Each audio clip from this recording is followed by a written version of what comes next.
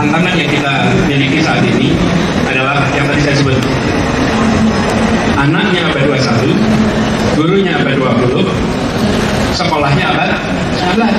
Nah, anak-anak kita yang akan hidup di abad 21, karena itu great edu dan semuanya, semua yang berada di urusan pendidikan harus memproyeksikan apa yang menjadi kebutuhan di masa depan, sehingga bekal yang kita berikan sekarang membuat anak-anak kita menengok ke belakang dan bersyukur. Jangan sampai tahun 2039 anak-anak kita menengok ke belakang dan menyesali kenapa sekolah tempat saya dulu belajar tidak memberikan bekal A, B, C, D, E, F, G. Lalu kita menyesalinya besok. Dan gurunya kalau udah hidup, kalau masih hidup, ini guru-gurunya nih, lebaran didatengin. Terima kasih Bu, Bapak, saya udah alhamdulillah. Sayang Bapak juga ngajarin ini. Kita beresin sekarang. Apa yang menjadi concern? Ini Mas sekalian. Ini yang menjadi perhatian untuk abad 21.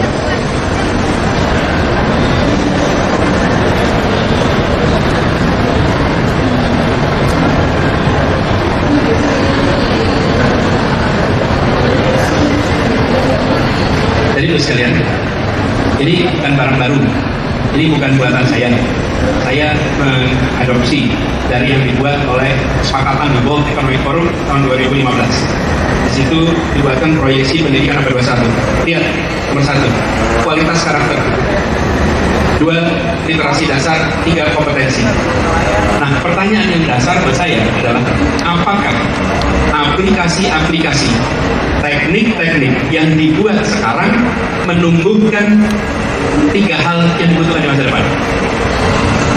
Menumbuhkan itu atau tidak? Karena kalau tidak, maka kita review lagi. Saya tadi ulang, jangan sampai aplikasi yang kita miliki, teknik yang kita miliki menyelesaikan tantangan persekolahan, okay? Yang kita butuhkan adalah menyelesaikan tantangan pendidikan, okay? Ini bukan persekolahan, ini pendidikan. Lihat komponen paling kanan, kompetensi, berpikir kritis, berpikir kemampuan kreativitas, komunikasi, kolaborasi. Yang kiri itu karakter. Saya kalau paparan panjang, kalau diskusikan panjang nanti terlalu panjang di situ. Tapi saya ingin sampaikan dulu sedikit terkait dengan kualitas karakter. Jadi bangsa Indonesia ini punya tantangan di situ soal moral ini. Kita punya isu moral di sini. Apa indikasinya? Korupsi itu banyak. Ada persoalan integritas itu. Ini ditumbuhkan. Tapi cara menumbuhkan karakter itu, kita kan sering mengatakan pendidikan karakter itu penting. Tapi sering yang kita bayangkan karakter itu moralnya saja. Karakter itu 2, ada karakter moral dan karakter kinerja. Ini 1, berintegritas, jujur, empati, rahmah, rahim, kelas asih, keberanian, itu karakter itu. Tapi jangan lupa kinerja. Kita kan tidak ingin jujur, malas. Jadi 1 tuh, anaknya jujur tapi malas, jujur tapi nggak kerja keras. Tapi sisi lain, kerja keras, jujur, ulet, culas. Bahaya itu. Kita ingin tumbuhkan dua-duanya. Dan kebanyakan mindset kita kalau bicara tentang karakter yang dipikirkannya moral saja. Padahal karakter itu ya moral, ya kinerja. Great edu ini dibuat oleh anak-anak yang kinerjanya baik, bukan bawa moral. Nggak pernah diterakit ke hulu, benang-benang kemudian. Ketepian. Apa itu? Itu bukan kreasi, imitasi. Imitasi. Kita kreativitas yang dikopikan terus-menerus lintas generasi. Berikan selembar kertas, suruh gambar. Keluar gambarnya apa? 2 gunung dengan matahari di tengah. Benar nggak? Se-Indonesia juga begitu. Kita di sekolah pun proses kreatifnya itu imitatif. Imitasi. Karena kita cara mengukurnya kayak ngukur 8 kali 7 tadi. Teman-teman sekalian, pemilik masa depan adalah mereka yang bisa menjawab pertanyaan pertama dan mampu menjawab pertanyaan kedua. Di situ jenis pertanyaan kedua. Pertanyaan tentang kreativitas. Yang saya khawatirkan, kita rame-rame menyiapkan diri jawab pertanyaan pertama terus. Karena itulah yang disebut sebagai suksesnya hari ini. Lihat angkanya, makanya saya katakan Great Edu bantu jangan menyelesaikan masalah persekolahan, karena persekolahan kita masih terjebak di situ. Kita lagi dalam proses yang membebaskan diri dari jebakan itu. Masuklah yang kedua. Ini baru komponen aspek kreativitas saja tuh. Belum nanti yang kedua, soal critical thinking, soal communication, soal collaboration. Jadi, saya berharap teman-teman semua bayangkan ke depan, ini harus muncul. Alhamdulillah anak Indonesia itu kreatif. Sekolahnya yang kurang. Anak Indonesia kreatif.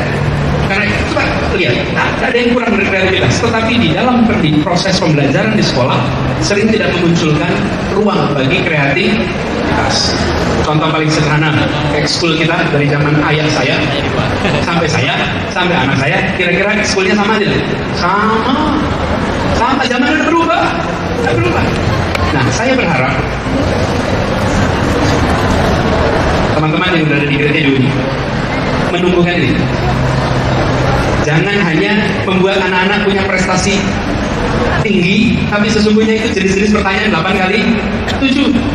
Saya tadi bawa alat ini. Teman-teman sekalian, alat ini dibuat oleh orang-orang yang bisa menjawab pertanyaan 8 kali 7. Okay? Tapi konten yang beredar luas di tempat ini adalah orang-orang yang bisa menjawab pertanyaan jenis yang kedua. Itu yang beredar. Betul tidak, saudara? Karena itu kita butuhnya justru orang yang bisa dua-duanya. Jangan sampai hilang. Kalau kita hanya mengcover yang nomor 1, kita merasa hari ini hebat, prestasi macam-macam, dibimbing macam-macam. Tapi kita tidak menyiapkan diri untuk besok.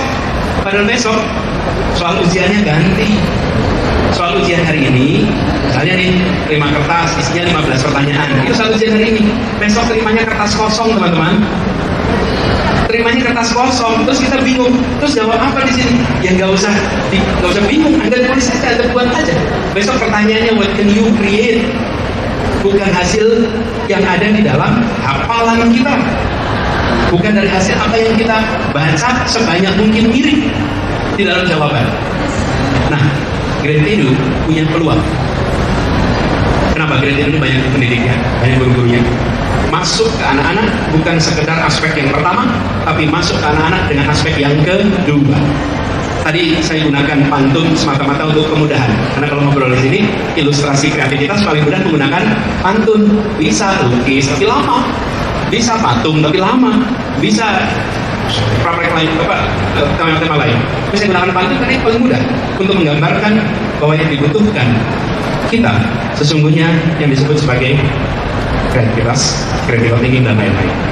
Termasuk critical thinking, mohon ditumbuhkan. Critical thinking ini adalah skill yang harus jadi kebiasaan. Saya khawatir di kita tidak ditumbuhkan critical thinking secara serius. Dan critical thinking itu adalah salah satu benteng paling ampuh untuk menghadapi ekstremisme. Ekstremisme itu hadapinya pakai critical thinking. Saya beri contoh. Contoh ekstremisme. Dapat SMS, dapat WA, tawaran, Anda invest ke saya 30 juta. Dalam waktu 3 bulan nanti jadi 90 juta. Itu ekstremisme. Jadi ekstremisme itu jangan dibayangkan agama aja. Kita kalau dengar ekstremisme berarti agama, tidak. Ekstremisme itu dalam banyak sektor. Di bisnis pun ada ekstremisme. Dan banyak yang terbawa bukan? Cuman kalau yang terbawa bisnis bisa dilaporin polisi. Ya?